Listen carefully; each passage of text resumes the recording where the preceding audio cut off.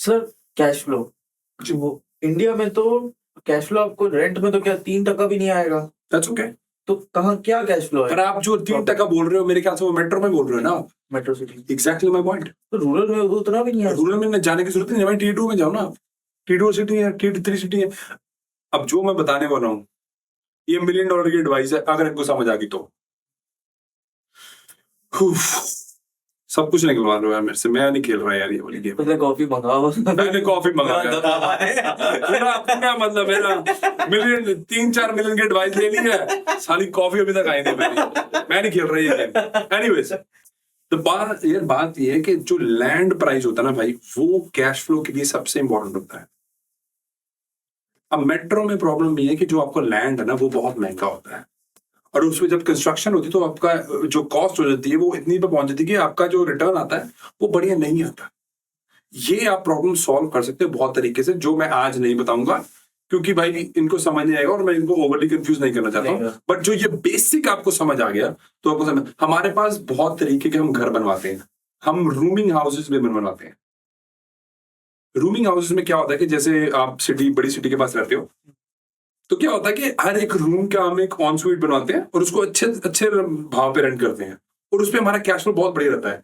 ऐसे ही हम पीजी के अगर आसपास बनवा रहे हैं तो कुछ मतलब बहुत सारी स्ट्रेटेजीज है जो हम अप्लाई कर सकते हैं। मैं ऐसे कंफ्यूज भी नहीं करना चाहता हूँ, overly information. You work on creating money cash flow, क्या परसेंटेज आपका स्वीट स्पॉट है? देखो भाई 3 से 4 से 4.5% अगर मेरे को आ रहा है तो you're happy? मैं खुश हूँ। तो दुबई में तो रेंटल इनकम 9-10% हो जाता है। पर ये बहुत अच्छी बात करी है। पहले तो भाई ब्लैक पैसा बहुत जा रहा है वहां पे, वो इसलिए जा रहा है। पर दुबई में इसलिए बन रहा है क्योंकि अब लैंड ओन नहीं कर रहे हो मूर्खों। तुम एयरबीएनबी टियर 2 सिटीज में भी कर सकते हो। वो एयरबीएनबी आपको लगता है बस भाई हमने तो बहुत बड़ी इन्वेस्टमेंट ले ली, ये गारंटेड है। जो भी दुबई में इन्वेस्टमेंट लेने की कोशिश कर रहा है, ये अगर आपने वीडियो नहीं वॉच करी तो आप डिस्ट्रॉयड हो, आपकी इन्वेस्टमेंट जीरो हो जाएगी। फायदा मत कोई नहीं होगा। आपको पैसे को आग लगा देना, उसको मेरे अकाउंट में डाल देना, डिपेंडिंग ऑन कि आपको क्या करना चाहिए। एग्जैक्टली। जो बंदा फ्लैट्स लेके एयरबीएनबी कर रहा है वो पैसा सिर्फ और सिर्फ कैश फ्लो कमाएगा, उसकी ग्रोथ नहीं होगी। पर कैपिटल ग्रोथ भूल जाओ, थोड़ी देर के लिए जरूर होगी। सस्ता नशे करके प्रॉपर्टी इन्वेस्टमेंट मत करा करो। और ये जाते हैं डेवलपर्स के पास। अरे वो कह रहे हैं 1% में दे देंगे, 0.5%। अरे भाई डेवलपर को पैसे की जरूरत होती है, और वहां के रियल एस्टेट एजेंट है, वो कह रहे हैं भाई आपको हम इन्वेस्टमेंट लेके देंगे। उनको जिंदगी में उन्होंने खुद के पास इन्वेस्टमेंट नहीं होगी कोई, उनको पता नहीं पोर्टफोलियो कैसे स्केल करना है। अरे तुम अंधे से ज्ञान लेने जा रहे हो भाई, चलना कैसे है। तो वो बोलते हैं ऐसा, सर आप अभी ले लीजिए, हाँ तो इससे ज्यादा मैं बिकवा के मैं ही दे दूंगा। एग्जैक्टली। तो फिर वो दोनों जगह पैसे कमाते। देखो पैसा कमाओ, कोई दिक्कत नहीं है यार, पैसा कमाना चाहिए, पर ढंग से कमा लो ना। क्यों मर मर के ऐसे काम कर रहे हैं? पैसा कमाओगे, पैसे कमाने इसलिए मना करा।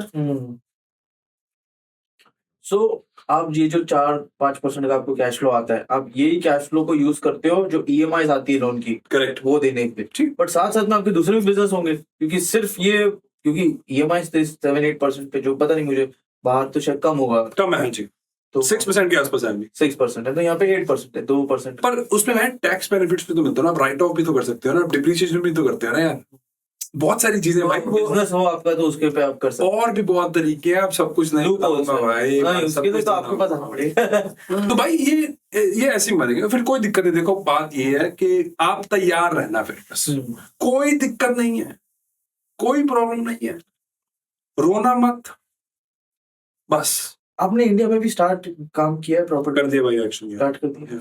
आपको फील हुआ यहाँ पे थोड़ा गुंडागर्दी ज्यादा है कंपेयर टू बाहर?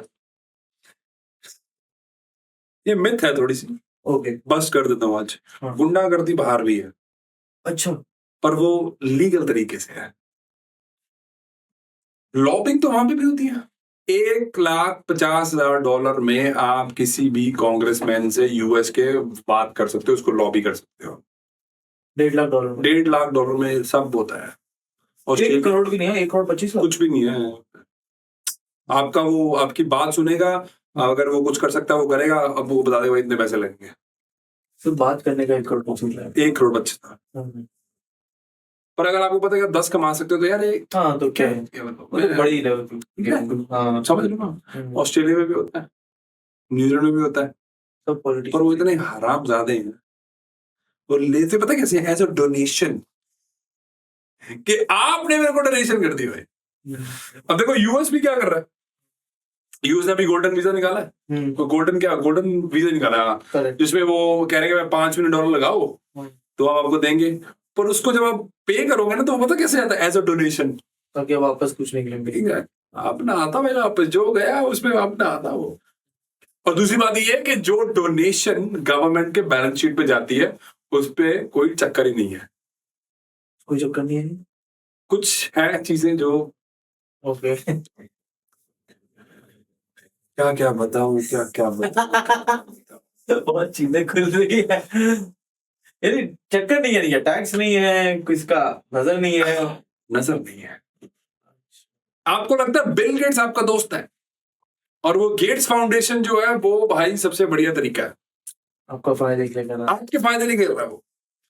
जितनी मनी लॉन्ड्रिंग हाँ ऐसी फाउंडेशन से होती हैं वो कहीं नहीं होती, ये बने ही है इसके लिए। वो आपको पागल बनाने, बस आप पागल बन रहे हो, बस इतनी सी बात है। आपको लग रहा है भाई ये तो मेरा दोस्त है जी, ये तो मेरा दोस्त है, ये तो मेरा मलेरिया के जो टीके लगा रहा है इंडिया में आके, उससे मेरे को बहुत फायदा हो रहा है, इंडिया को बहुत फायदा हो रहा है, मेरे को पता नहीं है। सो डोनेशन के नाम पे बहुत कुछ होता है।